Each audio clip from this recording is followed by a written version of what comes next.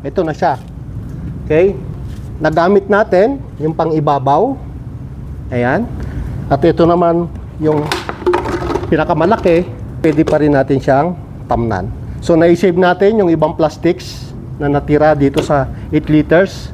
Pwede natin siyang ganitong gawin tamnan, rin bok choy or pechay. So dito guys, meron din akong gustong i-share sa inyo. Ito po yung ginagawa nating taniman. So 8 liters po ito. So ang gagawin lang po natin dito ay ikakat natin. At gagawa po tayo ng taniman muli. So dito po ay nilagyan ko ng butas. Yan, may mga butas na po yan. Ito, meron na rin po dito. So ang gagawin natin po ay para hindi masayang tong ibabaw. Kasi kakatingin siya dito. Ngayon, para mapakinabangan natin na gawin nating taniman, itong ibabaw na ito ay ganito po yung gagawin nating technique para pwede nyo rin pong gawin sa inyo. So ganito lamang po yan. As usual, kakatingin natin kung saan yung pwede pa siyang tamnan. Okay, so ganito lamang po yan. Nagbutas nung nakaraan.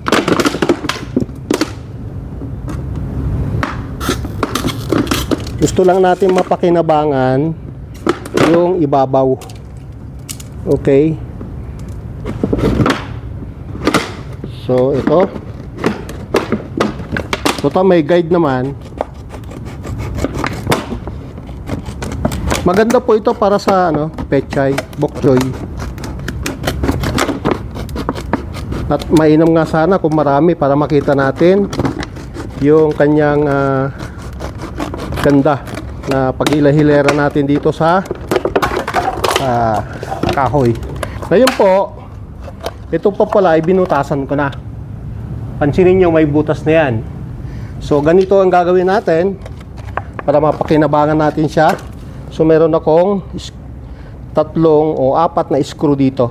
So ito po ay sample ko, pero gusto natin gawin dito ay lalagyan natin ng, so ilan to? 1 2 o 3. 3 ganito po dapat ilalagay natin. So ito, so madali lang naman tanggalin. So ayan. So gusto natin gawing 4 o 3. 1 2 and 3. So i-adjust na lang natin. Okay?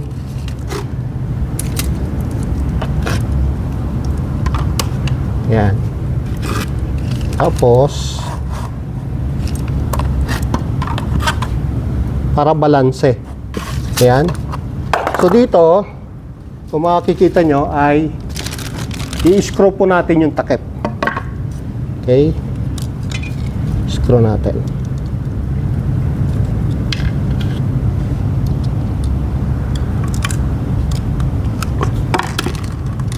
Screw natin. Okay?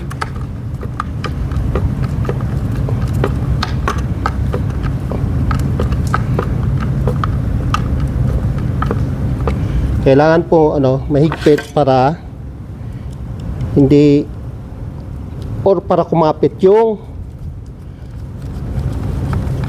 or matibay yung takip. So lagyan natin ng 4. Sumura lang naman po tong screw. Ayan. Okay.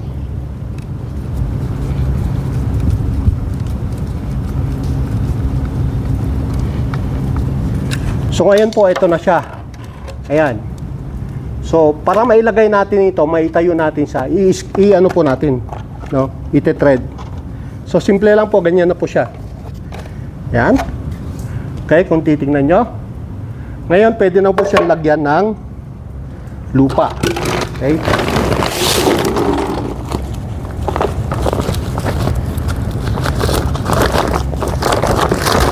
Ito po ay una ko lang isinampol ngayon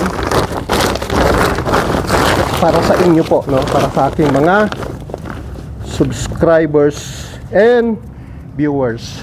So meron chicken dang. Ito nga pala yung 50-50. Okay, maghugas na lang tayo mamaya. Yan. Okay.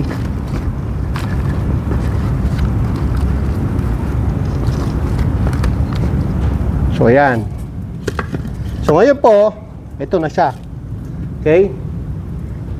At nagamit natin yung pang-ibabaw. Ayan. At ito naman yung pinakamalaki ay pwede pa rin natin siyang tamnan. So na-save natin yung ibang plastics na natira dito sa 8 liters. Pwede natin siyang ganitong gawin tamnan, pwede rin bok choy or pechay. Para mas mainam at medyo mainit pa pero pwede nating tamnan. So lalagyan natin siya ng diligan muna natin, then saka natin siya tamnan. So diligan muna natin para mawala yung init. So medyo fresh pa yata yung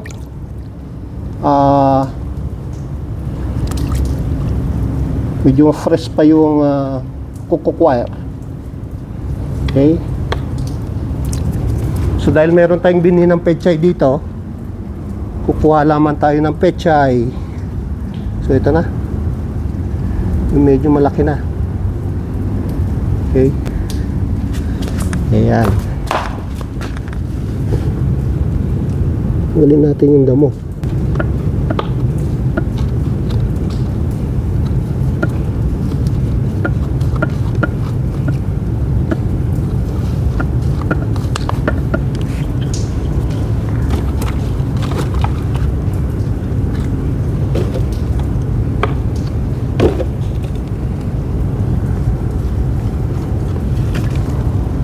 Okay guys, tingnan nyo yung ginawa natin. So napakinabangan natin ulit yung tinanggal natin o yung isang cut. So papakinabangan natin siyang tamnan ng pechay or pwedeng bok choy. Yan. So ito gagawin pa natin kung meron pa tayong 8 liters ulit, ay maglalagay pa ho tayo dito. So, sa susunod na video, makikita nyo kung ilan na po yung nakalagay dito. 3. So, ilalagay natin, itatanim natin ay pechay. Nawa po ay mayroon naman kayong natutunan sa pagre-recycle ng plastics, gaya ng ganito na ginawa natin. So, yung isang buo, ginawa nating 2 taniman. Alright, so hanggang dito na lamang yung ating video.